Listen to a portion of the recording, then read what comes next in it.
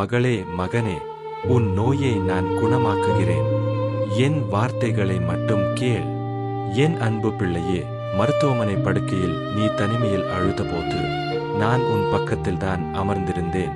உன் உடலில் ஓடும் ஒவ்வொரு வலியையும், உன் உள்ளத்தை வாட்டும் பயத்தையும் நான் அறிவேன். யாருமில்லையே என்று நீ ஏங்க வேண்டாம். இதோ உன் பரிகாரியாக நான் உன்னிடம் வந்திருக்கிறேன்.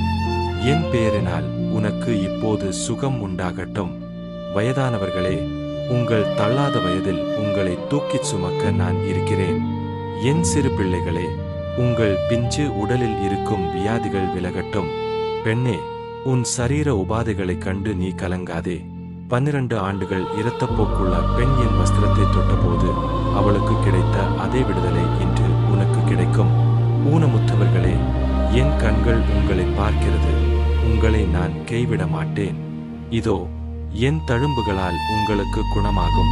ஏசாயா 53:5. இந்த வார்த்தைகளை கேள். என் வல்லமை உன்னை தொடும். பிதாவே, இதோ உம்மிடம் வந்திருக்கும் இந்த மகனே, மகளை ஆசீர்வதிப்பீராக. இப்போதே என் நாமத்தினால் உனக்கு கட்டளையிடுகிறேன்.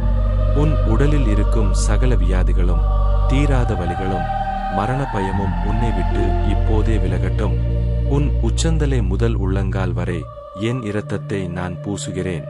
மருத்துவமனையில் தீவிர சிகிச்சையில் இருக்கும் என் பிள்ளைகளே, என் ஆவி உங்கள் மேல் இறங்கட்டும்.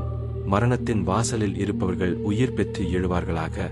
நானே உன் பரிகாரியாகிய கர்த்தர். யாத்திராகமம். என் நாமத்தினால் உனக்கு ஆரோக்கியம் உண்டாகட்டும். உன் பலவீனமான உறுப்புகள் புது பெலன் அடையட்டும். என்னால் முடியாது என்று மருத்துவர்கள் சொன்னதை என்னால் முடியும் என்று நான் மாற்றி அமைக்கிறேன். படுக்கையை எடுத்துக்கொண்டு எழுந்து நட. உன் விசுவாசம் உன்னை இரட்சித்தது. என் சமாதானம் உன்னோடு இருப்பதாக. ஆமென்.